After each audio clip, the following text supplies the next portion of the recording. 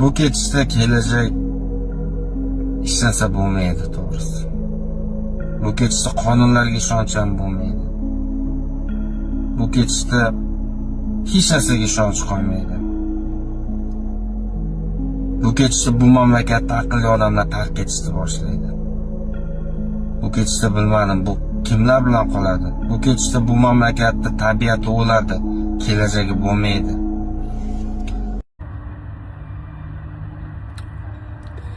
Prям to'yib ketdim. Danu naxuy ketaversammikan? Prosta to'yib ketdim. Hamma narsa prosta qancha insonlar chidoliydi deb o'ylashyaptimi?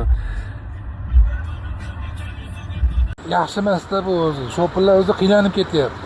Kameralar hamma yo'q. Yana 12 balli sistema umuman bizga kerak emas. Yetyapti o'zi mana jarimalar hammasi.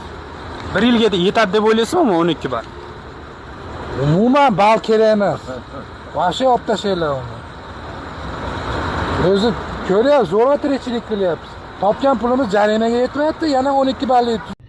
Men bugun yana bitta mavzuni yoritmoqchiman. Iltimos qilardim befarq bo'lmasliginglarni. Bu GAI notarius, ya'ni mashina oldi sotisi to'g'risida juda ham qimmat.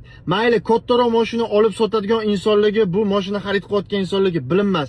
Lekin $2800, $3000 Matiz, Damas, itili Nexia avtomobilini xarid qilayotgan inson uchun 1.650.000 notarius xizmatlari va 4.800.000 GAI sarf xarajatlari bu kichkina pul emas. Juda ham katta summa. Men uchun og'irlik qilyapti. Qachon bizga shu GAIni ham notariusni ham arzonroq qilib berishadi. 3/7 ni arzon qilib qo'yishdi. Vo deb odamlar xursa, bitta kichkina metalolomdan 8 milliondan soqqa qilishyapti. 8 milliondan. Odamlar ahmoq uni 7 million. Ves bermaydi o'zi bu. Ves bermaydi 3/7, 3/8, 3/9 taxsis.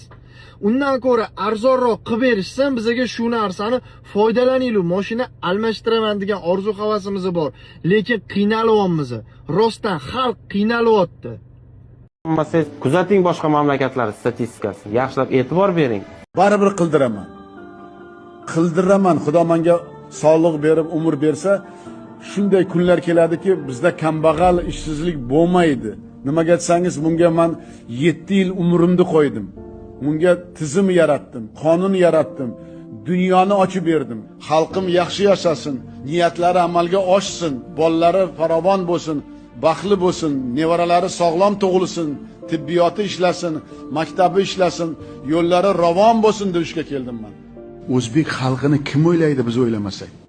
Dolzarb mavzu, jarima ballari, jamoatchilik, xususan haydovchilarning bunga munosabati qanday o'rganamiz. 12 ball kamdi. Shunga qarab haydaymiz mashinani endi. Kerak desa ham bo'ladi, kerak emas desa ham bo'ladi. O'zini bosmaganlar uchun kerak emas. Xayol bilan bo'ladi-da, har xil problemangiz bo'ladi, nimanidir o'ylab ketayotgan bo'lasiz. Bir odam ko'chada kirib qo'yapti, pul topfaman deb shu tirikchilik qilyapti. O'sha odam 12 balliga tushdi, pravasini rishon qildi. Oilasini kim boqadi? Ishtirofimiz baland narxi, mana kameralar o'zi yetib ortadi-da. Biz arzimagan oylik ishlaymiz, bo'sh paytda taksiga chiqamiz. Umuman to'g'ri kelmaydi. Men qarshiman bu narsaga. Balli sistema endi bizga yoki hal bor edi-da. O'zimizga foyda bo'lsa kerak, ziyoni bo'lmasa kerak yoki shu narsalarni ham. Endi qoidabuzarliklar kamayadi ekan. Ko'pchilikni jarima bali iziga soladi degan umiddaman men. Peshobda yo'l olmasa ham o'tadi, lekin qo'yayotgan kamera sizni uradi. To'g'rimi? Kim to'laydi bu ishrafni? Siz to'laysizmi yo men to'laymanmi?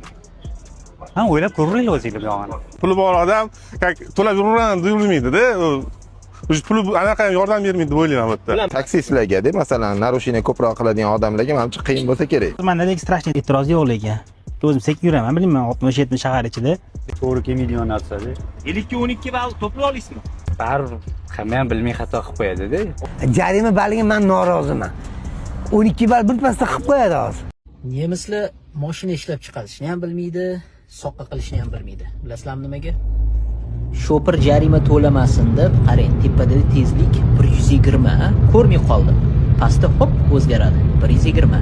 Mana hozir 100 tezlik joyida ketyapman, qarang 100. Qarang, znak 80, hop 80 ga o'zgaradi. Nemislar pul qilishni bilmaydi. Undan ko'ra znakni bekitib orqasiga radar qo'yib qo'y. Ana 60. Mana bu yerda ham 60. 40 va 40. qishloq joylarda ham ishlaydi. Qarang, 10 tezlik, 10 i ishonasizmi? Menda ham 10. Eng asosiysi tezlik cheklanmagan belgiga kelyapmiz. Mana shu joydan boshlab xohlagan tezligingizda haydashingiz mumkin. O'ylab ko'ring, bizda ham xuddi shu narsani tashkil qilsa, necha minglab insonlar jarima to'lamaydi. Kim qo'shiladi? Qo'llab-quvvatlaymiz. Shu hozirgi videoni ko'rib o'ylab qoldim. O'zbeklardan ko'ra shu nemislar jannatga ko'proq kiradimi deb. Bularda vijdonga qarab, vijdonan qonun qarorlar ishlab chiqariladi. Bizda bo'lsa cho'nchakka qarab, nafsni yuvarib, shu nafsni quli bo'lib qonunlar ishlab chiqariladi. Bu xalqni cho'nchagidagi pulni qanday qilib bo'lsa ham shilib olsam, shu xalqni xonavayron qilsam degan maqsad bo'ladimi bilmaymanmi. Xalq qiynalayotganini hamma ko'ryapti-ku. Rostini aytsam, qanday yashashni ham bilmayapman, короче, borku, to'g'risini aytayda. Mana changni qaranglar, ahvolimda. Mana basharani qarada, mana basharani shuncha chang yutib, shuncha azob chekib, mana yerda men beton buzib yotibman, mana qaranglar. Mana shu tor joyda mana bu lisani ustiga chiqib, azob chekib beton buzyapman. Eng qizig'ini aytaymi? Eng qizig'ini aytsam, hozir shuni dam olaman, charchab qoldim-da, charchab. Shuni ozroq dam olay deb shuni o'tirib, mana TikTokmi, Instagrammi shu narsaga ozgina kirsam, 1-apreldan boshlab deydi, naqd pul ko'p narsaga o'ynamaydi ekan. Gaz zapravkalar, suvlar, elektriklar, mashinalar, obsotdi, короче, shunaqa voqealar. Haqiqatan ham ertalab zapravkaga kiraman deb borsam, plastigingizda pul bo'lsa gaz beramiz, bo'lmasa gaz bermaymiz deydi. Ko'pchilikning plastigi kreditga ulangan. Ko'pchilikda naqd pul yo'q endi, chunki plastikda pul yo'q, chunki kreditda yechib ketadi. Undan tashqari anoq yechib ketadi hakkerlar. Plastigingizda pulni hakkerlar urib ketadi. O'shaning uchun ko'pchilik plastikka ham pul qo'ymaydi. To'g'risini aytsam, qanday yashashni bilmayapman, buni qara, ahvolni qara. Buni kim ko'radi, kim tushunadi? Bu odamzod shunaqa narsa ekanda, ha? Nimaga to'yadi bu? Nima narsaga to'yadi? Shunisiga hayronman. Biror narsaga to'yasizlarmi, yo'qmi? Yerga, pulga, mol dunyoga, mansabga, ya biror narsaga to'ysalaring aytinglar. Biz mana shu narsaga to'yamiz deylar. Xalq birikaylikda shu to'ymayotgan odamlarga biror nima qilib to'ydiraylik uni. To'g'risi, biror nima pul beribmi, uy quribmi, yo biror narsa qilib to'ydirish kerak-da. Bilmadim, nima qilib to'ydirsa bo'ladi. Sezyapsizlarmi? Hayot uchun jang ketyapti. Hammada jang.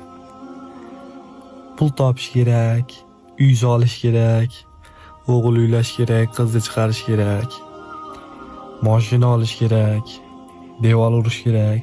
Hammada. Bitta ham odam yo'qki, pul kerak emas, mazza qilib yashayapman deydigan.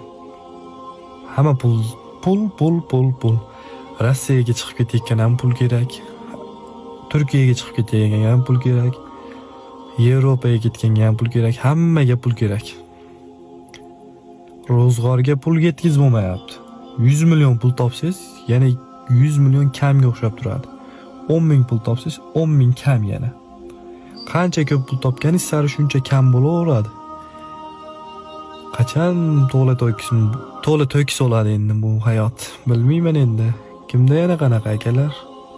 Meni ham oyligim 1,5 million, 2 million. Bir oy kutilgan oyligimga produkt olamanmi, svetga to'laymanmi, gazga to'laymanmi, o'g'lim o'qiyapti, kontraktga to'laymanmi? Biza xalq vakili, xalq tomonidan bo'lib, bu narxlarni qaytadan ko'rib chiqishimiz kerak. Ularga kiyimiga, tur fasliga pul jo'nataylikmi? Bu puldan yig'ib bola chaqamizni to'y qilaylikmi? Bu hech mantiqqa to'g'ri kelmaydi. Bosh vazir ham ishlasin, senat ham ishlasin, deputatlar ham ishlasin, xalq vakili hamma ishlasin. Ana shundagina xalqimiz rozi bo'ladi. Menga oylik ham kerak emas, mansab ham kerak emas. Menga vakolat bersangiz, tekinga ishlayman. O'zbekistonni xalqini rivojlanishi uchun, xalqimizni shu noroziligi yo'q bo'lishi uchun kun-tun ishlashga meni kuchim ham, qudratim ham, aqlim ham yetadi. Mana Saudiya Arabiyasida bittagina nefti bor. Nefti hisobiga tug'ilmagan bolalari 7 pushtigacha shotiga pul qo'yiladi. Kreditga muhtoj emas, biznes qilish uchun muhtoj emas, boshqa ish qilish uchun qarzdor ham bo'lmaydi, boshqa ham bo'lmaydi. 7 pushtimizga yetadi. Bizda paxta bor, tilla bor, uran bor, gazimiz bor, neftimiz bor, suvimiz bor. Bepoyon dala yerimiz bor.